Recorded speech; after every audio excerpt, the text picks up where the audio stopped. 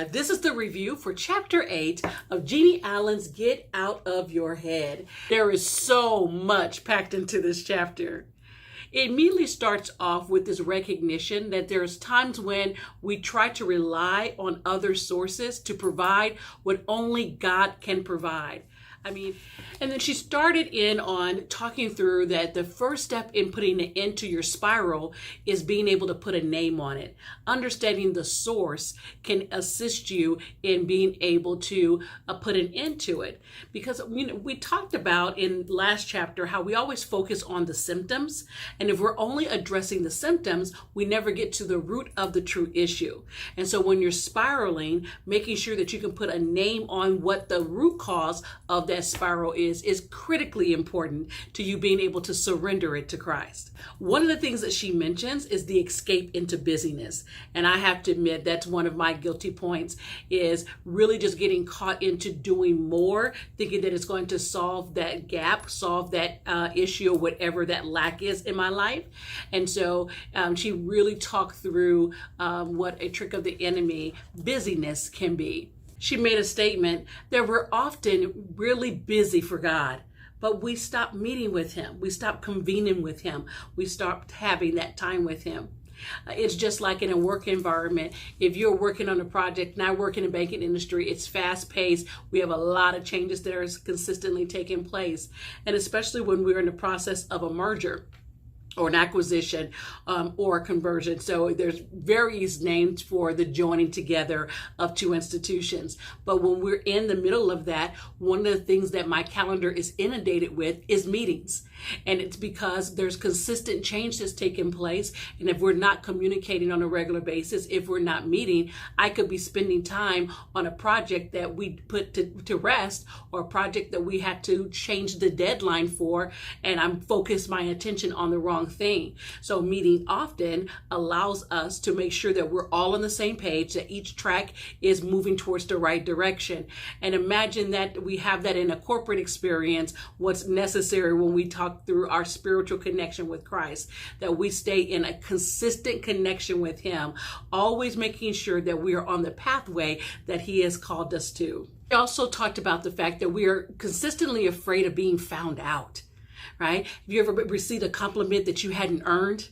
And you're not quite sure what to do with it. You kind of sit it in a little bit, and sometimes you push it away. Oh, no. Sometimes we even come off so pious, point out, oh, it's the Lord. Like, no, that had absolutely nothing to do with me.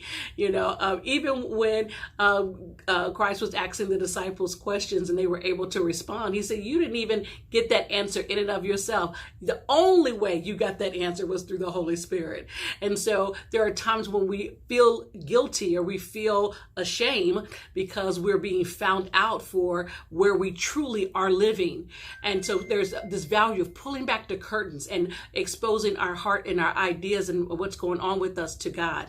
She spoke about 3 fears: the fear of being found out, the fear of being asked to change, and the fear of being alone in the world. I want you to reflect and think through which of those fears are surfacing in your life in this season. One of the other highlighted moments she spoke about is about the value of quiet time. I've shared with several of you my entryway into yoga. And so for years, I have tried a variety of different styles of yoga that I just completely rejected. It wasn't appealing to me. I was intimidated by the movements. I was uncomfortable in the sessions.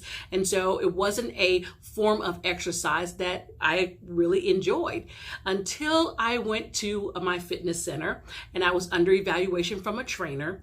And she decided that one of the things that I would need would be for me to get loosened. And the best way for that was restorative yoga, something I never heard of, but of course it didn't stop my face from reacting to the suggestion of yoga. And so I did yoga and I went to the session. It was immediately greeted by Maribel O'Brien. She is the Lighthearted Yoga is her company. And She was so amazing and so welcoming, and I felt immediately at ease. And over time, this has been a 6-year commitment. Unless I'm traveling, unless I have an event, I am in her yoga session. Since we've been in COVID-19 shelter in place, her and I have partnered, and we do a restorative yoga every other week. And just the amount of reflections and the amount of stories that we receive coming out of it, that people have been able to climb out of stresses that are surfacing in their life, has been amazing. But it was in this session that I was able to really learn the value of stillness and how to really quiet all of my surroundings. Yes, I get a lot done and I have a high level of capacity to get things done. But what that typically invites is a lot of busyness in my life, this consistent movement. And so there was very little downtime. Even when I did self-care, I still was active. And so it was important to me to understand and to learn how to have silence in my life. And so that's been such a huge value, because in those silent moments is when I'm able to hear direction and hear clarity from God. So one of the wonderful sections of this chapter was all about how to invite silence into your world.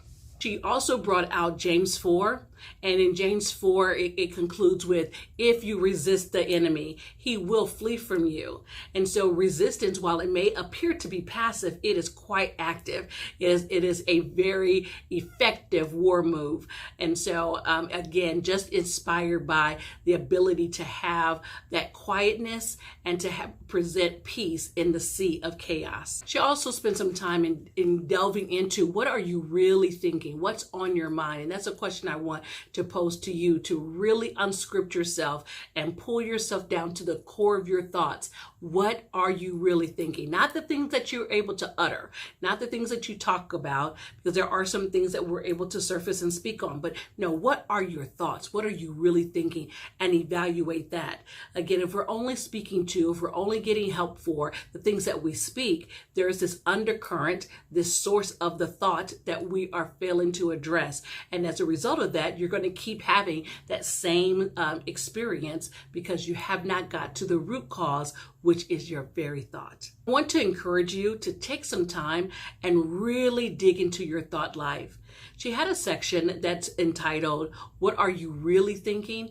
And in it, she walks us through the exercise of tracing our thoughts.